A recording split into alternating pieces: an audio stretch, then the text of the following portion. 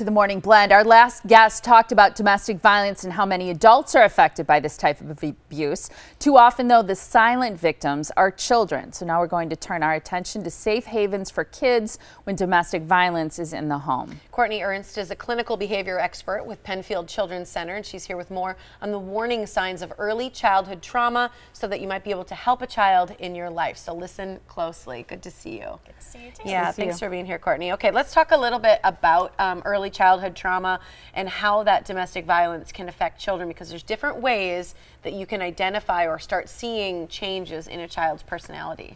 Absolutely. So a lot of times the biggest kind of flag that you see is the behavior change. So not only might you see modeling of what the adults are kind of doing, so verbal and physical aggression, you might see whether it's in play or interactions with others that the child might be doing, but you also may see changes in activity level. And so a lot of times hyperactivity and impulsivity are very common for kids because their body is on high alert. They're always looking for danger. They're scanning for safety in the environment.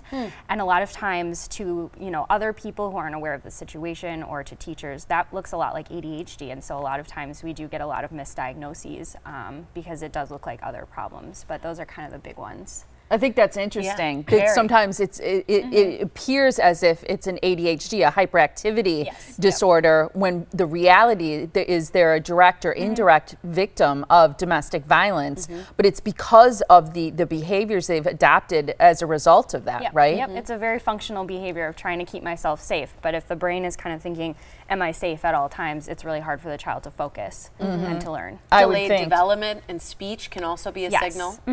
So again, when your brain is kind of so focused on, how am I safe? How can I keep myself safe? Where might the danger be in the environment? Kids are not as easily meeting those developmental milestones because there's a lot less brain energy able to go into the development of speech and motor skills and things like that. Do they often have trouble socially too with other kids their own age? If they're worried about things that have to do with, say, their parents or the adults in their home, does it make it difficult for them to relate to other kids their age and fit in more or less? Yeah, it can. It can impact those relationships in a variety of ways, and sometimes just through using some of those challenging behaviors like the physical violence, that they're really modeling what they've seen, but then other kids maybe shy away from that child.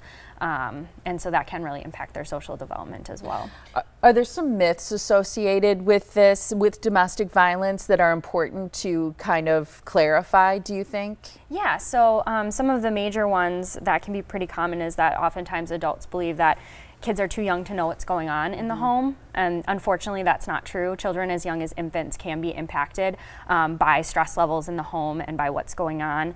Another is that they're so young that they'll forget as they get older. Again, unfortunately that's not true, and we do see that stressful experience impact the child as they get older.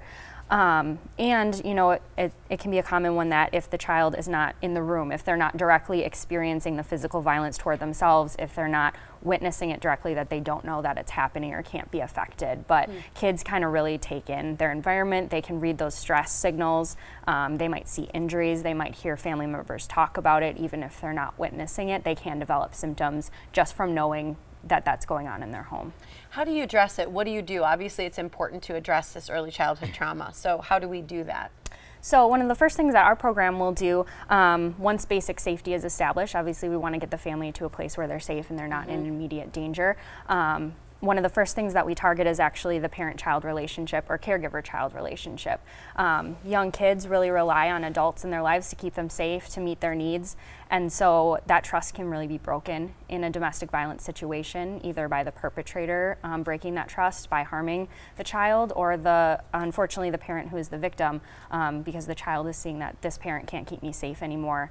And so we really work to rebuild that relationship, and where we start is kind of the normal developmental tool of childhood, which is play. And we're kind of fortunate enough through Penfield to get some help from Cole's Building Blocks. We're able to provide families with toolkits, with toys, puzzles, books to help facilitate the play and the positive relationship building, because oftentimes if they're leaving a domestic violence situation, they're not taking things with them. They're just leaving on the spot. They don't have those things that kids really need to meet those developmental milestones. So that's kind of where we start.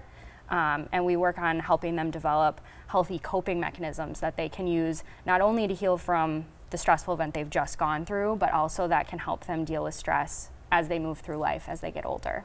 It's really important work that you guys are doing there. People can learn more information about Penfield Children's Center and Cole's Building Blocks by visiting penfieldbuildingblocks.org.